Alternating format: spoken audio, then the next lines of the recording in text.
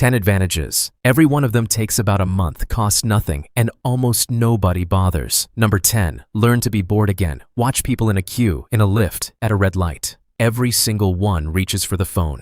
Nobody waits anymore. There is no such thing as an empty 3 minutes. That sounds harmless. It isn't, because of what those gaps were doing. Your attention has a range, and range is built the same way as any other capacity, by spending time at the edge of it. If every dull moment gets filled instantly, you never spend a second at that edge. Then a long article feels impossible, and you conclude you have no focus left.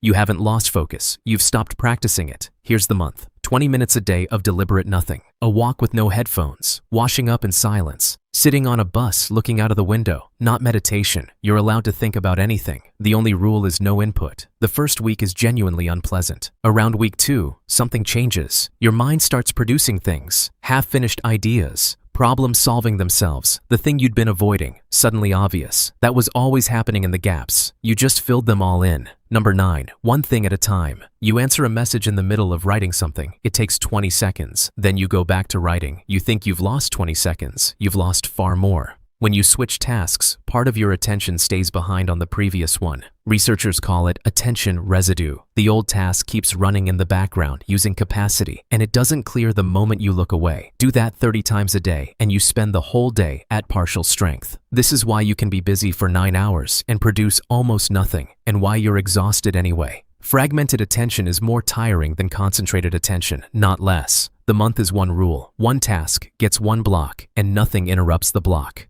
Set a timer for 45 minutes. Phone in another room. Not face down on the desk, in another room.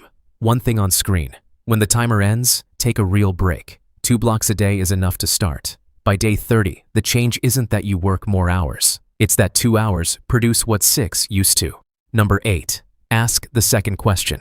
Most people in conversation are waiting for a gap so they can say their thing. They think being interesting is what makes people like them. It isn't, and this has been measured. Researchers analyzed thousands of real conversations and found that people who asked more questions, specifically follow-up questions, ones that build on what the other person just said, were consistently liked more. In a speed dating study, question askers were more likely to get a second date. A follow-up question is the only kind that proves you were actually listening. Anyone can ask what someone does for a living. Asking about the thing they just said requires you to have heard it.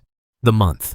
In every conversation, ask at least 2 follow-up questions before you say anything about yourself. Somebody mentions they've come back from a trip. Not, nice, I went there too.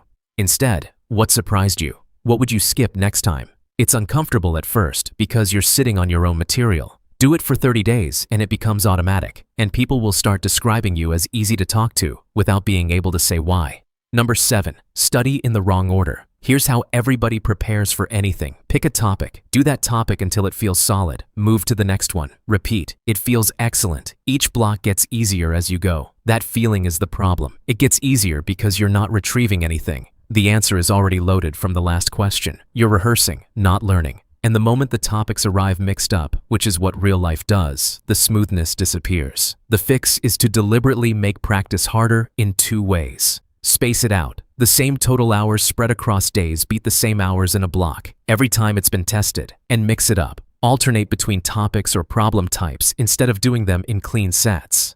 Studies on maths practice found students who interleaved problem types performed dramatically better on later tests, while reporting that it felt worse and less effective while doing it. That gap between what feels productive and what is productive is the whole trick. The month. Whatever you're learning, mix the order and spread the sessions. 30 minutes on 4 days, not 2 hours on 1. Number 6. Write it down for 4 days. You've got something sitting on you. A bad year. An ending, a decision you're still arguing with in your head. Most people either talk it into the ground or refuse to touch it. There's a third option that's been tested more than almost anything else in this video. 15 minutes of writing, 4 days in a row, about the thing that's actually bothering you, the events and how you feel about them, with no attempt to make it neat. Nobody reads it. You can destroy it afterwards. That's not a loophole. It's part of why it works. You're not managing an audience.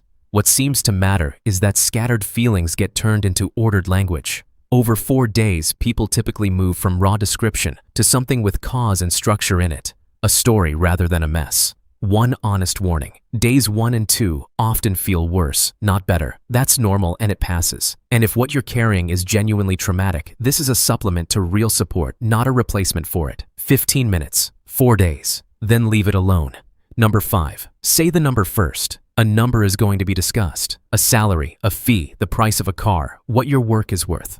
Most people wait to hear the other side's number because saying it first feels risky. It's backwards. Whichever number appears first quietly becomes the center of the conversation. Everything after it is an adjustment from that point. This is anchoring, and it's one of the most robustly replicated findings in psychology. It has been demonstrated with experienced negotiators, with estate agents valuing houses, and with judges. The strangest part, it still works on people who know about it and are trying to resist. So the advantage isn't knowing about the effect, it's being willing to go first. The month is a practice problem, not a theory problem, because the difficulty is nerve. Say numbers out loud until it stops feeling rude. Practice on low-stakes things, a secondhand sale, a quote from a contractor splitting a bill. 2 rules. Research an actual range beforehand so your number is defensible. And once you've said it, stop talking. The silence after your number is doing work. Don't rescue it. Number 4. Catch the thought before it lands. Something happens. You feel terrible. It seems obvious that the event caused the feeling. Almost always there's a sentence in between, and it went past too fast to notice. Your boss walks past without saying hello. In the half second before the dread, something in you said, "He's decided I'm not good at this." You didn't hear the sentence. You only felt the result. The core skill of cognitive therapy is catching that middle step, and you can practice it on paper. 3 columns. What happened? What went through my mind? What else could be true? The 3rd column is not positive thinking, and it isn't telling yourself everything is fine. It's asking what a fair-minded observer would say. He walked past without speaking. He also does that to everyone when he's late. Do it in writing. In your head, it collapses back into rumination. On paper, the thought becomes an object you can look at. 3 entries a day for a month. By the end, you start catching the sentence live before the feeling arrives. And a thought you can see is a thought you can argue with. Number 3. Learn to read a study. Every day something arrives claiming that scientists have proved a thing. Most people either believe all of it or none of it. And neither is a position. They're both just ways of not looking. Reading the actual thing is a learnable skill, and 4 questions get you most of the way. How many people were in it? 20 undergraduates is a hint. 20,000 is evidence. Was there a control group? Without one, you cannot know whether anything happened at all. Did they compare groups or follow the same people over time? And did anyone assign who got what? If nobody assigned anything, you have a correlation, and correlation will not tell you which thing caused which. And how big was the effect in real terms? Doubles your risk means nothing until you know whether the risk went from 1 in a million to 2 in a million. Add 1 habit. Check whether the finding has been repeated by someone else. An enormous number of famous results haven't been. 30 days, 1 study a week, read past the headline. After that, most health articles and most confident advice on the internet become transparent. You'll see what's actually being claimed and how little of it usually is. Number 2. Test yourself instead of reviewing. Here's how nearly everyone learns something. Read it, highlight it, read it again.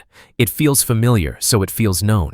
Familiar is not known, and this is the single most common mistake in learning. Rereading builds fluency with the page. You recognize the sentences, so your brain reports that the material is handled. Then you need it, with the page closed, and nothing comes. The alternative is to close the book and force the material out of your head. Say it, write it, from memory, badly. In the classic experiment, one group reread a passage repeatedly and another tested themselves on it. Immediately afterwards, the rereaders felt more confident. A week later, the self-testers remembered far more. The confidence and the results pointed in opposite directions. Retrieval is effortful, which is exactly why it works. Every time you drag something out of memory, you make it easier to drag out next time. The month. After anything you read or watch, close it and spend 2 minutes saying what it said, out loud. From memory. That's the whole method. It's unpleasant, and that's how you know it's working. Number 1. Build a memory palace. There are people who can memorize the order of a shuffled deck of cards in under 30 seconds. They are not born different. Almost all of them use the same technique, and it's about 2,500 years old. You already have a superb spatial memory. You can walk through your home in your head right now in order, without effort. That system is enormously powerful and you're using it for nothing. So you put the information inside it. Pick a route you know perfectly: your front door, the hallway, the kitchen, the stairs. Take what you want to remember and place a vivid, ridiculous image at each stop. The more absurd, the more it sticks. To recall the list, walk the route. Researchers trained people with no memory background in this method. Around half an hour a day for 6 weeks. Their recall moved toward the range of competitive memory athletes, and scans showed their brain activity patterns shifting toward those athletes' patterns too. 6 weeks. Ordinary people. Start with a shopping list, then a speech, then names at an event. 30 days of daily practice, and you become the person who never writes anything down and never forgets. Of everything in this video, this is the one that looks like a superpower to everyone watching. It's just a technique nobody teaches you. That's all for today. I'll be making similar videos in the future. Subscribe to see them.